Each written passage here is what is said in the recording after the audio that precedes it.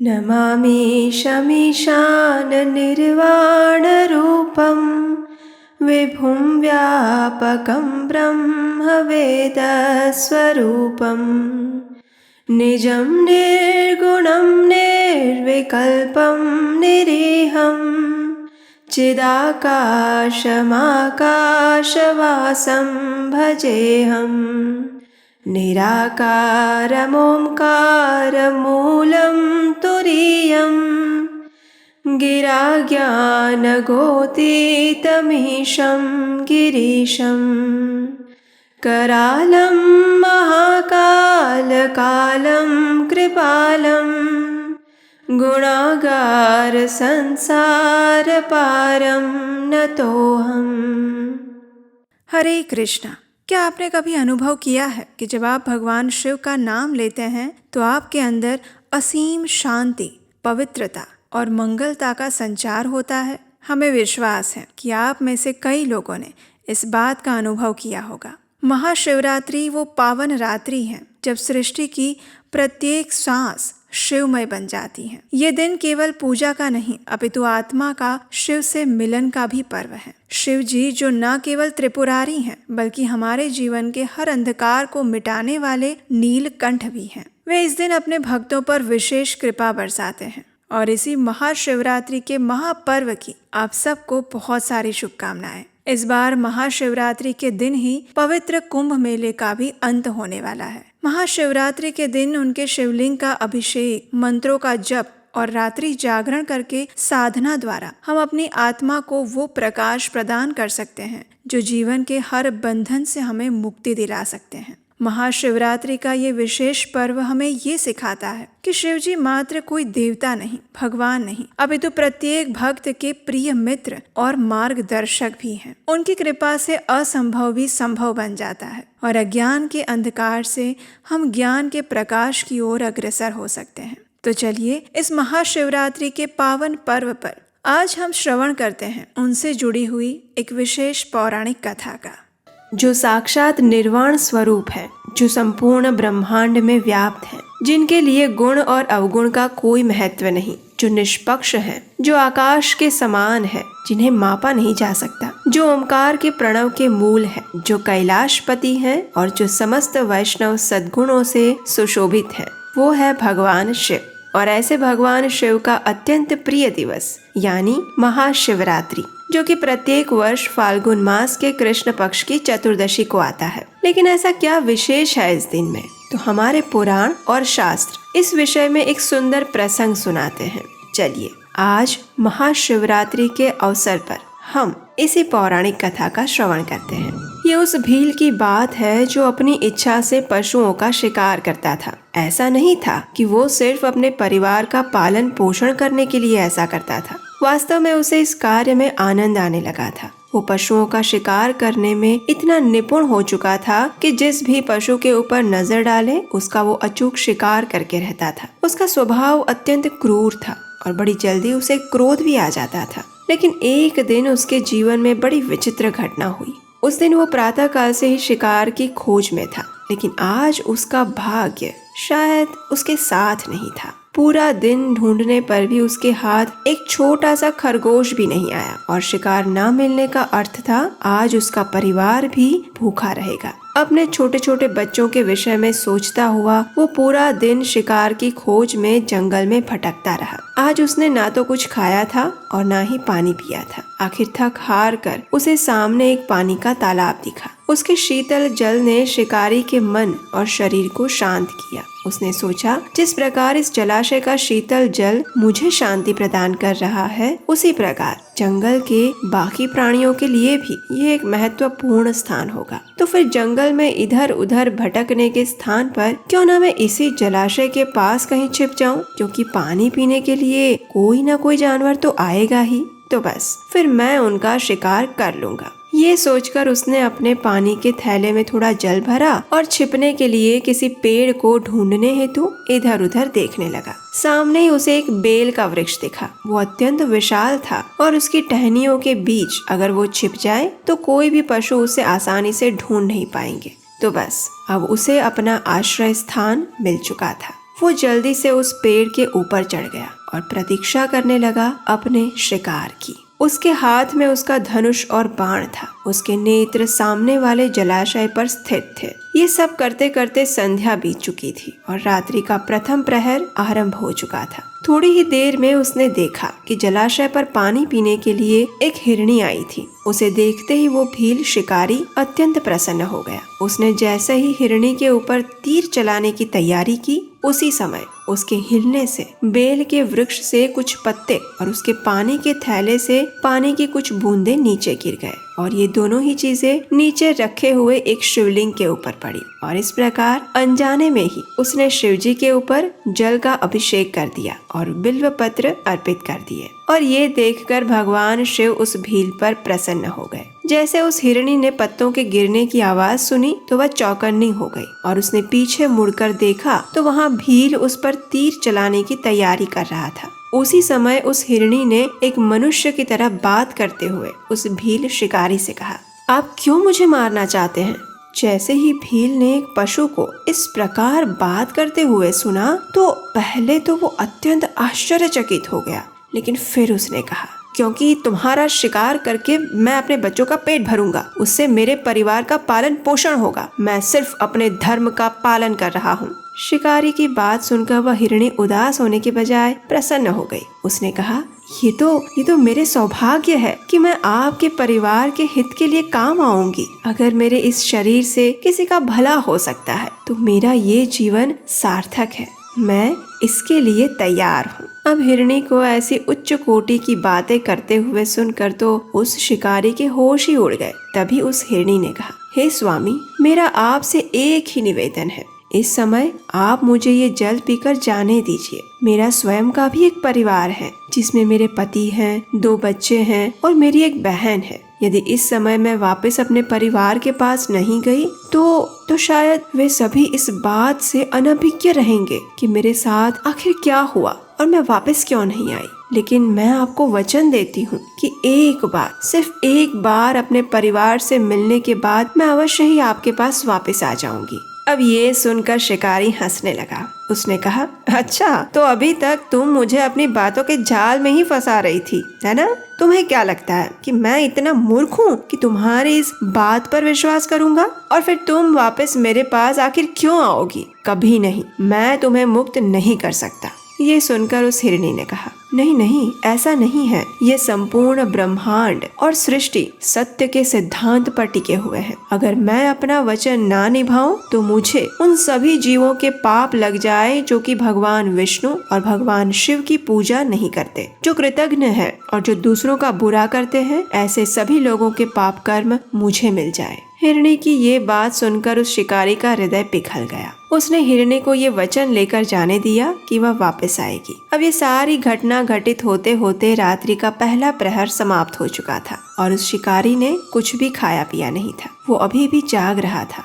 रात्रि के दूसरे प्रहर में उस पहली हिरणी को ढूंढते हुए उसकी बहन हिरणी वहां आ पहुंची। शिकारी ने उसे देखा और तीर मारने के लिए आगे बढ़ा, लेकिन उसके हिलने से फिर एक बार कुछ बेलपत्र और उसके पानी के थैले से कुछ पानी की बूंदें गिरकर फिर से शिवलिंग पर पड़ी। फिर एक बार शिकारी ने अनजाने में ही शिवजी को प्रसन्न कर लिया था, लेकिन पत्तों की सर्राहट सुनकर वह हिरणी चौकन्नी हो गई और उसने सामने शिकारी को देखा। उस हिरणी ने भी शिकारी से वही सवाल पूछा कि वो उसे क्यों मारना चाहता है। तो शिकारी ने बताया कि वह अपने परिवार के भोजन हेतु उसे मारना चाहता था। ये सुनकर उस हिरणी ने भी यही कहा कि ये उसके सौभाग्य की बात होगी यदि वो किसी के प्राणों की रक्षा करने का माध्यम बन सके। और फिर थोड़ी देर बाद उस हिरणी ने कहा कि वास्तव में मैं अपनी बहन को ढूंढने के लिए आई थी। अगर मैं वापस घर नहीं गई तो वे सभी अत्यंत शोकाकुल हो जाएंगे और उन्हें कभी नहीं पता चल पाएगा कि मेरे साथ क्या हुआ। इसलिए कृपया आप मुझे अभी जाने दीजिए, मैं कुछ समय में वापस आ जाऊंगी। लेकिन इस बार शिकारी उस हिरणी को बिल्कुल भी जाने नहीं देना चाहता था। उसने कहा, तुम्हारी बहन भी इसी प्रकार मुझे धोखा देकर चली गई थी और मैं मूर्ख कि उसकी बातों में आ गया, लेकिन इस बार मैं ये भूल कदापि नहीं करूंगा। तो वह हिरणी ने अत्यंत व्याकुल होकर कहा, नहीं नहीं, मेरा विश्वास करो, मैं हमेशा सत्य बोलती हूँ और पाप कार्यों में कभी भी लिप्त नहीं होती। अगर मेरा वचन असत्य साबित हो तो मुझे उन लोगों के सभी पाप कर्म लग जाएं जो वैदिक नियमों का पालन नहीं करते, उनका उल्लंघन करते हैं। मेरा विश्वास करो, मुझे जाने दो, एक बार जाने दो। अब तक शिकारी का हृदय कुछ हद तक शुद्ध हो चुका था। आखिर 2 प्रहर की पूजा जो की थी उसने ना चाहते हुए भी उस हिरणी को जाने दिया। अब रात्रि का 3रा प्रहर प्रारंभ हो चुका था। शिकारी बिना सोए बिना खाए एक टक लगाकर अपने शिकार की प्रतीक्षा कर रहा था और थोड़ी ही देर में वहाँ एक बड़ा सा हिरण आया। उसे देखते ही शिकारी ने अनुसंधान लगाया और उसके हिलने के कारण फिर एक बार बेल के कुछ पत्ते और थोड़ा पानी शिवलिंग के ऊपर गिर गए। पत्तों की आवाज से फिर से वो हिरण सतर्क हो गया और उसने शिकारी को देखते ही सीधा प्रश्न पूछा कि वह उसे क्यों मारना चाहता है। तो शिकारी ने भी सीधा उत्तर दिया, अपने परिवार के लिए। ये सुनकर वह हिरण प्रसन्न हो गया और उसने कहा कि ये तो उसका सबसे बड़ा सौभाग्य है कि वह उसके परिवार हेतु काम आ सकता है। लेकिन एक चिंता थी जो उसे सता रही थी। उसने कहा कि वास्तव में मैं यहाँ अपने पत्नी और उसकी बहन को ढूंढने के लिए आया था। मेरा परिवार मेरी प्रतीक्षा कर रहा है।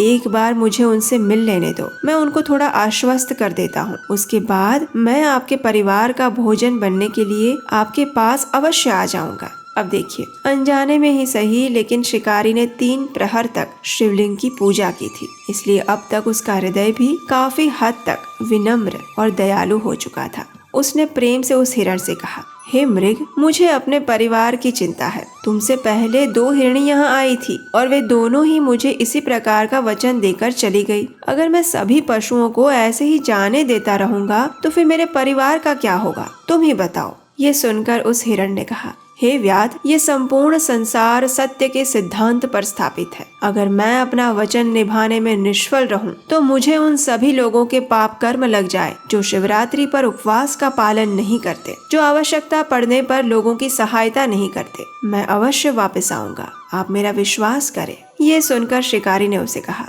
ठीक है, जाओ, लेकिन शीघ्र ही वापस आ जाना। हाँ। ये सुनकर हिरण ने एक छलांग लगाई और प्रसन्न होता हुआ चला गया। आखिर वो हिरण अपने घर वापस गया और वहां जाकर अपनी पत्नी हिरणी को ये वृत्तांत कह सुनाया। ये सुनकर उस हिरणी ने कहा कि सबसे पहले वो उस शिकारी से मिली थी, इसलिए वह उसका शिकार बनेगी, क्योंकि उसने उस शिकारी को वचन दिया था। और फिर उसके दोनों बच्चे उसके पिता के बिना नहीं रह पाएंगे, इसलिए उसी का जाना उचित है। तो इस हिरण ने कहा, नहीं नहीं, हमारे बच्चों को तुम्हारी आवश्यकता है, एक माँ की आवश्यकता है, इसलिए तुम हमारी संतान का ध्यान रखो और मैं अपना वचन निभाने के लिए शिकारी के पास जाऊंगा। अब इन दोनों की बात सुनकर उसकी बहन हिरणी भी बोल उठी, नहीं नहीं, मैं उस शिकारी के पास जाऊंगी, तुम दोनों यहीं रहो, क्योंकि तुम्हारे 2 बच्चे हैं, परिवार है, और फिर मैंने उस शिकारी को वचन भी दिया था और अपना वचन तोड़ने का पाप मैं अपने सिर पर नहीं ले सकती। और इस प्रकार तीनों हिरण आपस में चर्चा करने लगे और बहस करने लगे कि आखिर उस शिकारी के पास कौन जाएगा।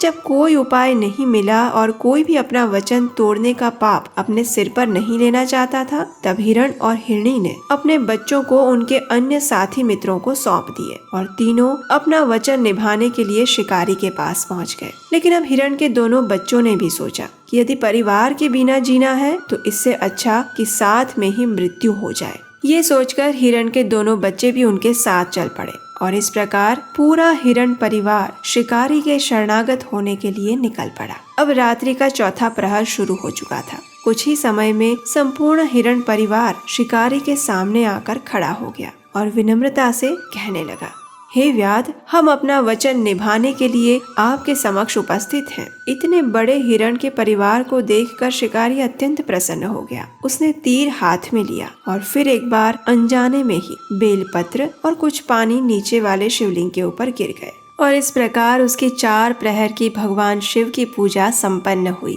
अब उसके जीवन के सभी पाप नष्ट हो चुके थे। हिरण के संपूर्ण परिवार को देखकर उसके मन में विचार आया कि ये पशु होकर भी धर्म के सिद्धांतों का पालन कर रहे हैं और मैं मनुष्य होकर भी अन्य जीवों को प्रताड़ित कर रहा हूँ। ना तो मेरे अंदर दया का भाव है और ना ही धार्मिक सिद्धांत और मूल्य।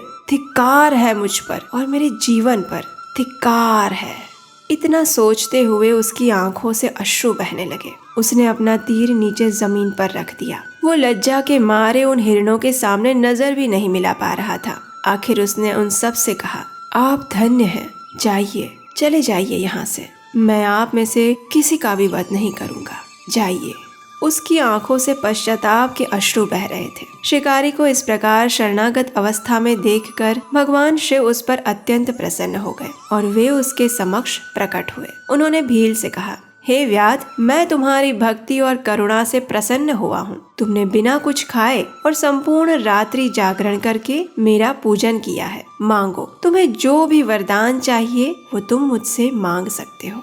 साक्षात शिवजी को अपने समक्ष देखकर शिकारी उनके चरणों में गिर पड़ा। उसने कहा, हे प्रभु, आपके दर्शन पाकर अब मेरे अंदर कुछ भी प्राप्त करने की इच्छा शेष नहीं रह गई है। मैं धन्य हो गया प्रभु, मैं धन्य हो गया। तब भगवान शिव ने कहा, हे भील, आज से तुम्हारा नाम होगा गुह। तुम आर्थिक, सामाजिक और आध्यात्मिक रूप से संपूर्ण समृद्धि को प्राप्त करोगे। भगवान श्री राम स्वयं अपने जीवन काल में तुम्हारे पास आएंगे और उनके दर्शन तथा उनकी सेवा करने से तुम परम गति और मोक्ष को प्राप्त करोगे। तो यही वो शिकारी था जो गुह राजा बने, जिन्होंने भगवान श्री रामचंद्र, माता सीता और लक्ष्मण जी को अपनी नाव में बिठाकर नदी पार करवाई थी। भगवान शिव का दर्शन प्राप्त करके उस हिरण के परिवार का भी उद्धार हो गया। उन्होंने अपनी हिरण की देह त्याग दी और उनके लिए उच्च लोक से आए हुए विमान में बैठकर वे सभी आध्यात्मिक लोक में चले गए।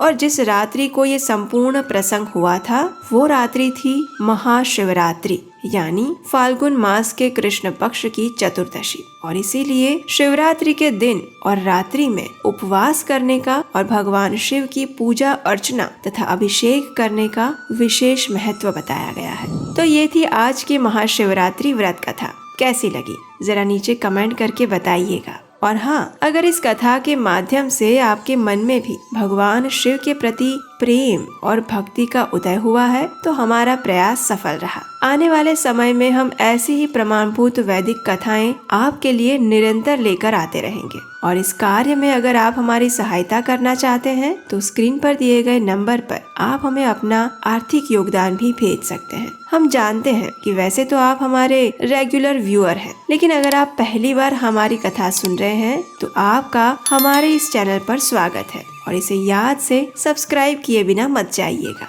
तो चलिए इस शिवरात्रि पर परम वैष्णव भगवान शिव से प्रार्थना करते हैं कि वे हमें परम आध्यात्मिक गंतव्य प्राप्त करने का आशीर्वाद प्रदान करें और उनकी ही कृपा से हमें भगवान श्री कृष्ण की शुद्ध प्रेमा भक्ति प्राप्त हो। हरे कृष्ण।